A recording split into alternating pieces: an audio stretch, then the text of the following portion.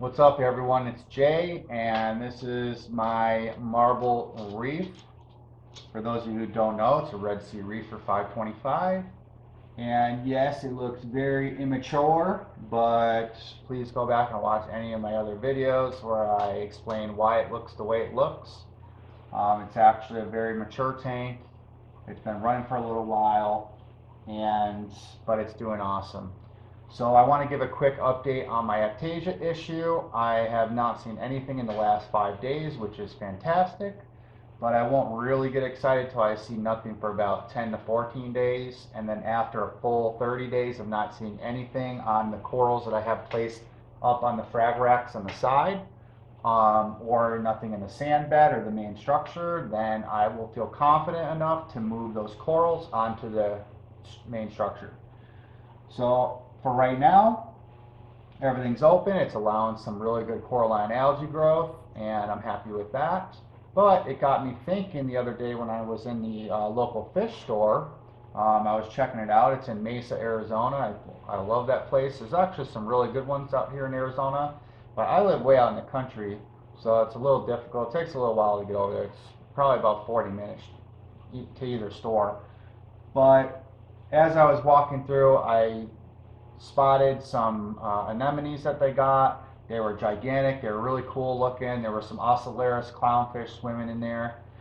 And it got me thinking, I really want to get another rose bubble tip anemone, which I had in my very first tank, and it thrived. It did awesome.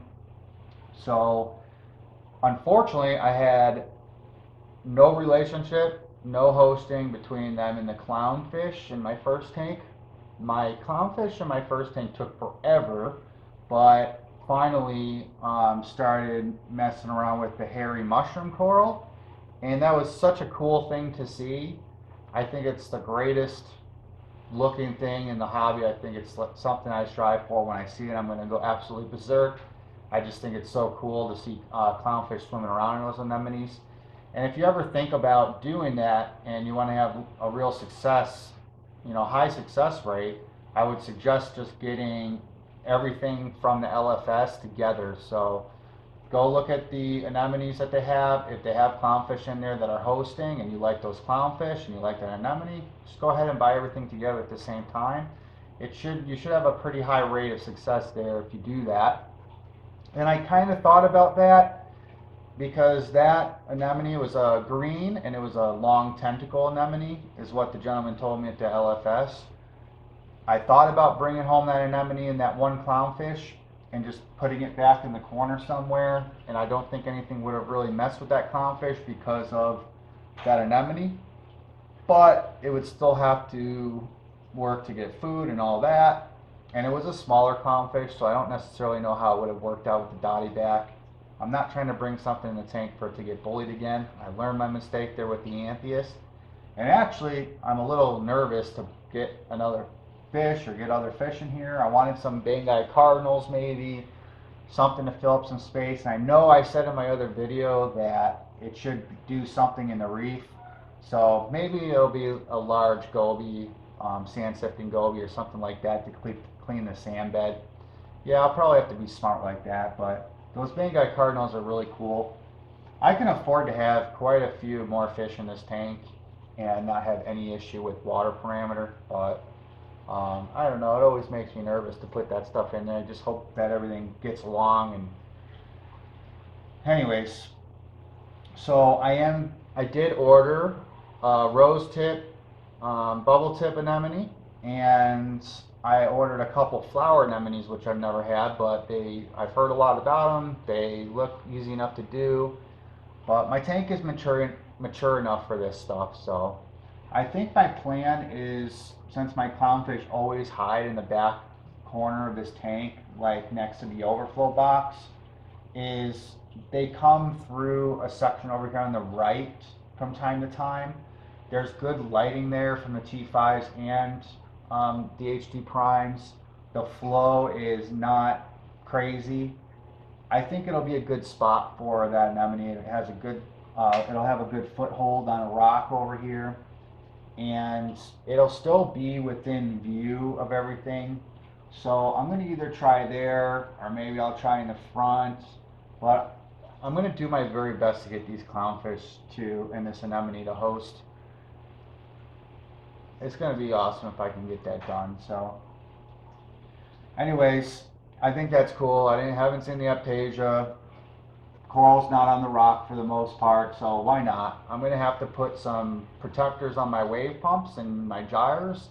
So don't forget, if you ever decide to get something like that, they will move from time to time around the rock, and if they get blown off by a wave pump, or they decide to detach themselves and float around so they latch onto something, you do not want them getting taken care of by your pump. It's not a good deal. It's not good for the tank.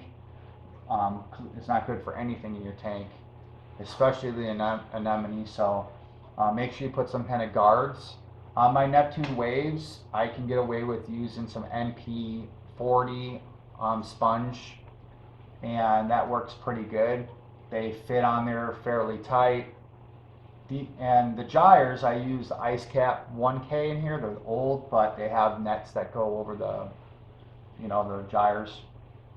So I wish that more people would make something 3D print, or maybe even Neptune would come out with something for the wave pumps, and I'm sure they will eventually, but I don't typically like using mesh because a lot of food and all kinds of things get stuck in there and they get clogged up, and it slows your equipment down and your wattage goes up and the effectiveness of it decreases. So I don't mind the 3D printed plastic ones because you're still going to get good flow and you don't have that issue like you would with some of that other sponge material. But either way, so that's the plan. I'm going to get those tomorrow. I'll do an unboxing and I'll tell you where I got them from, and I'll show you what they look like in that video.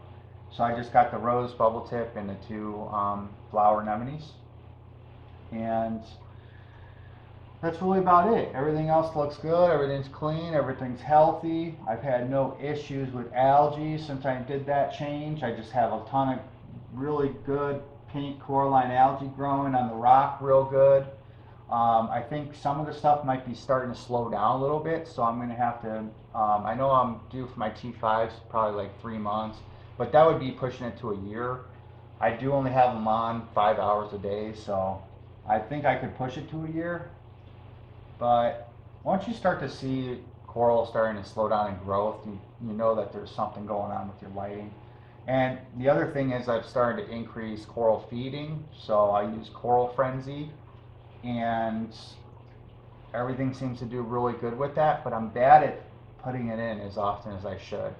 I used to do it before water changes when I turned off my main pump and I would turn off my waves, and I would just throw a bunch of it in there and I would let it sit in there as I got my water change stuff ready. But yeah, I'm getting close though. I did some feeding the last couple of days. I should probably be doing it a couple times a week, and especially with not having as many fish in the system, I can get away with that stuff. So everything's doing really good. I'm supporting the Worldwide Coral. I got the shirt on. I wore it to my business the other day, and nobody said anything. I always wear this kind of stuff hoping that a customer will say something to me and say, oh, like, what's that? And kind of get into a conversation. Or even better, someone knows what it is, and then I can meet somebody in the hobby.